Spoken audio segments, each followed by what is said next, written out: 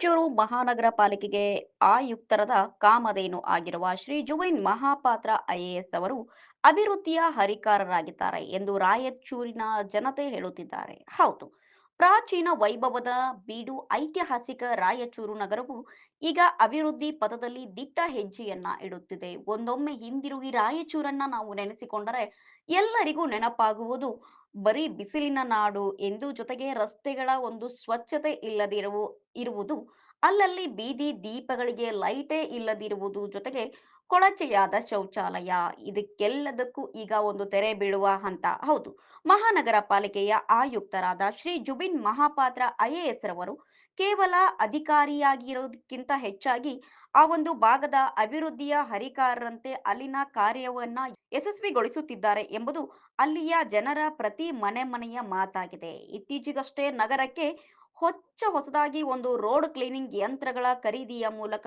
ಸ್ವಚ್ಛತಾ ಅಭಿಯಾನಕ್ಕೆ ಮತ್ತು ಸ್ವಚ್ಛತಾ ಆಂದೋಲನ ಮತ್ತು ಸ್ವಚ್ಛತಾ ಕಾರ್ಯಕ್ಕೆ ವೇಗವನ್ನ ನೀಡಿದ್ದಾರೆ. ಜೊತೆಗೆ ಸಾರ್ವಜನಿಕರಿಗೆ ಹೈಟೆಕ್ ಶೌಚಾಲಯದ ಅಭಿವೃದ್ಧಿಯನ್ನು ಕೂಡ ಗೊಳಿಸಿದ್ದಾರೆ.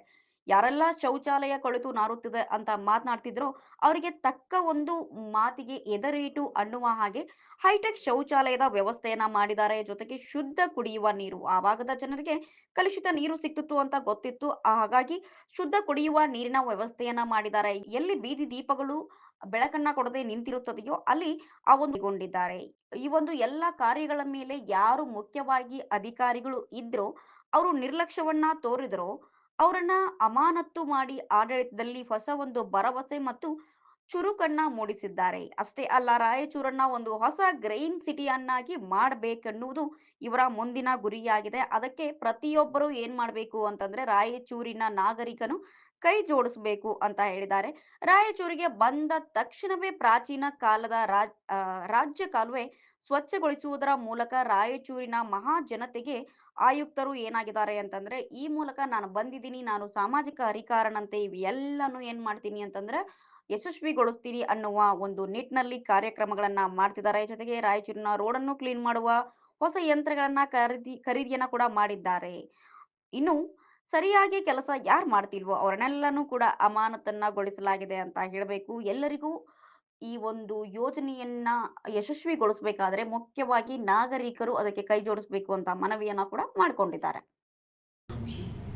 ಈಗ ನಮ್ಮ ರಾಯಚೂರು ಜನತೆಯಲ್ಲಿ ಏನಪ್ಪ ಅಂತಂದರೆ, ಮೊದಲು ರಾಯಚೂರು ಒಂದು 10 ವರ್ಷದ ಕೆಳಗೆ ಹೇಗಿತ್ತು, ಬಟ್ ಈಗ ಜಮೀರ್ ಸಾಬ್ರ ಬಂದಾಗಲಿಂದ ಒಳ್ಳೆ ರೋಡ್ ಚೆನ್ನಾಗಾಗಿದೆ, ಕಸ ವಿಲೇವಾರಿ ತುಂಬ ಡ್ರೈನೇಜ್ಗಳು ಮತ್ತು ಪ್ರತಿಯೊಂದು ಏರಿಯಲ್ಲಿ ಒಳ್ಳೆ ಸ್ವಚ್ಛತೆಯನ್ನು ಮಾಡ್ತಾಯಿದ್ದಾರೆ. ಬಟ್ ಏನಂತಂದರೆ ಯಾವುದೇ ಒಂದು ಅಧಿಕಾರಿ ಸರಿಯಾಗಿ ಕೆಲಸ ಮಾಡಿಲ್ಲ ಅಂದರೆ ಸಸ್ಪೆಂಡ್ ಮಾಡೋದು ಅದು ಮಾಡೋದು ಭಾಳ ಒಳ್ಳೆ ವರ್ಕರ್ ಆಗಿದ್ದಾರೆ. ಬಟ್ ಇನ್ನೂ ಒಂದು ಯಾವುದೋ ಮಿಷನ್ ತಂದಿದ್ದಾರೆ ಹೊರಗಡೆದಿದೆ. ಎಷ್ಟು ಕೊಟ್ಟಿರ್ಬೇಕು ಸರ್ ಅದು ಮಿಷನ್ ತಂದಿದ್ದಾರೆ ಹೊರಗಡೆ? ಇಲ್ಲ, ಈಗ 2 ಮಿಷನ್ ತಂದಿದ್ದೀವಿ. ಅದು ಬ್ಯಾಂಡಿಕೂಟ್ ರೋಬೋಟ್ ಅಂತ ತಂದಿರೋದು ನಾವು. ಅದು ಇಡೀ ಸ್ಟೇಟಲ್ಲಿ ಬಹುಶಃ ಒಂದು ಫಸ್ಟ್ ಅದು ಆಟೋಮೆಟಿಕ್, ನಾವೆಲ್ಲ ನಮ್ಮ ಮ್ಯಾನ್ಯುವಲ್ಗಳಿಂದ ಹುಳು ತೆಗಿಲಿಕ್ಕೆ ಅದು ಒಂದು ಸುಮಾರು 90 ಲಕ್ಷ ವೆಚ್ಚಕ್ಕೆ ನಾವು ತೊಗೊಂಡಿರೋದು. ಮತ್ತು ಈಗಾಗಲೇ ತಾವು ಬಹುಶಃ ಸ್ವೀಪಿಂಗ್ ಟ್ರಕ್ ಹೋಗಿ ಕೇಳ್ತಿದ್ವಿ, ಅದನ್ನು ಆಟೋಮೆಟಿಕ್ ಸ್ವೀಪಿಂಗ್ ಮಿಷಿನ್ ಜಸ್ಟ್ ಇತ್ತೀಚೆಗೆ ನಿನ್ನೆ ಮೊನ್ನೆ ಡೆಲಿವರಿ ಆಗಿದೆ. ಈಗಾಗಲೇ ನಾವು ಅದನ್ನು ಅಳವಡಿಸಲಿಕ್ಕೆ ರೋಡ್ಗೆ ಹಾಕಲಿಕ್ಕೆ ತಯಾರಿ ನಡೆದಿದೆ. ಅದು ಒಂದು ಸುಮಾರು 97 ಲಕ್ಷ ವೆಚ್ಚಕ್ಕೆ ತಂದಿರೋದು ಟೆಂಡರ್ ಪ್ರಕ್ರಿಯೆ. ಈಗ ಕೆಲವೊಂದು ಹಳೆಯ ವರ್ಷದಿಂದ ಗಟ್ಟೆ ಫುಲ್ಲು ತುಂಬಿ ಹೋಗ್ತಾ ಇದ್ದವು. ಒಂದು 10 ವರ್ಷದಿಂದ ಹಂಗೆ ಎಲ್ಲ ಪ್ಯಾಕ್ ಮಾಡಿ ಅಂಥದ್ದನ್ನು ಸಾರ್ ಅವ್ರು ಬಂದು ಡ್ರೈನೇಜ್ ಮುಖಾಂತರ JCB ಮುಖಾಂತರ ಹೊಡಿಸಿ ಅದನ್ನೆಲ್ಲ ಕ್ಲೀನಾಗಿ ಮಾಡಿದ್ದಾರೆ. ಇದ್ರ ಬಗ್ಗೆನೇ ಸಾರ್ ಹತ್ರ ಕೇಳೋಣ.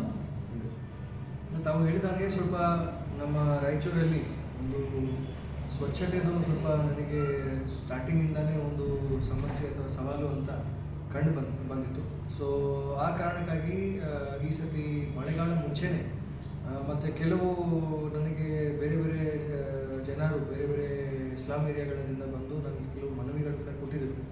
ಸೊ ನನಗೆ ಗೊತ್ತಿರೋ ಮಟ್ಟಕ್ಕೆ ಒಂದು ಭಾಳಷ್ಟು ವರ್ಷಗಳಿಂದ ಸಿಯಾ ತಲಾಬು ಮತ್ತು ಯಾವೆಲ್ಲ ಏರಿಯಾಗಳಲ್ಲಿ ಮಂಚ್ಲಾಪುರ್ ಕಡೆ ಮತ್ತು ಈ ಥರ ಕೆರೆ ಏರಿಯಾಗಳಲ್ಲಿ ಮಳೆ ಬಂದಾಗ ಸ್ವಲ್ಪ ಮಳೆ ಬಂದರೆ ಅವೆಲ್ಲ ರೋಡೆಲ್ಲ ನೀರು ನಿಂತು ಹೋಗ್ತಾ ಇತ್ತು, ರೋಡ್ ಮೇಲೆ ನೀರು ಹರಿತಾ ಇತ್ತು. ಮತ್ತು ನಗರ ಪ್ರವಾಹ ಬಂದು ಯಾವಾಗಲೇ ಒಂದು ಕಾಳಜಿ ಕೇಂದ್ರ ಎಲ್ಲ ನಾವು ಇಲ್ಲಿ ತೆರೆದು ಜನರಿಗೆ ಒಂದು ಮಾಡಿಸ್ಬೇಕಾಗಿತ್ತು.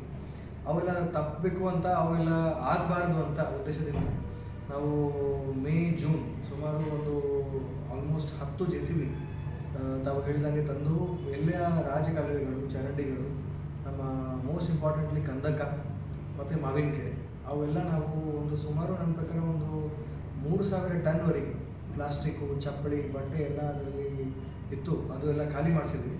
ಆದ ನಂತರ ತಾವು ನೋಡಿರ್ಬೋದು, ಈ ಸತಿ ಮಳೆಗಾಲದಲ್ಲಿ ಕೂಡ ಅಷ್ಟೊಂದು ಏನು ನಮಗೆ ನಗರ ಪ್ರವಾಹಿಸು ಬಂದಿರಲಿಲ್ಲ. ಮತ್ತು ಅದನ್ನು ಹಾಗೆ ನಾವು ಮೇಂಟೈನ್ ಮಾಡಬೇಕು. ನನಗೆ ತಮ್ಮ ಮಾಧ್ಯಮ ಮಿತ್ರರಿಗೆ ಏನು ಒಂದು ರಿಕ್ವೆಸ್ಟು, ತಮ್ಮ ಮೂಲಕ ಜನರಿಗೆ ಕೂಡ ಏನು ರಿಕ್ವೆಸ್ಟ್ ಅಂದರೆ, ನಮ್ಮ ರಾಯಚೂರು ಮಹಾನಗರನ ನಾವು ಸ್ವಚ್ಛಗೊಳಿಸಲಿಕ್ಕೆ ಪಾಲಿಕೆ ಯಾವಾಗಲೇ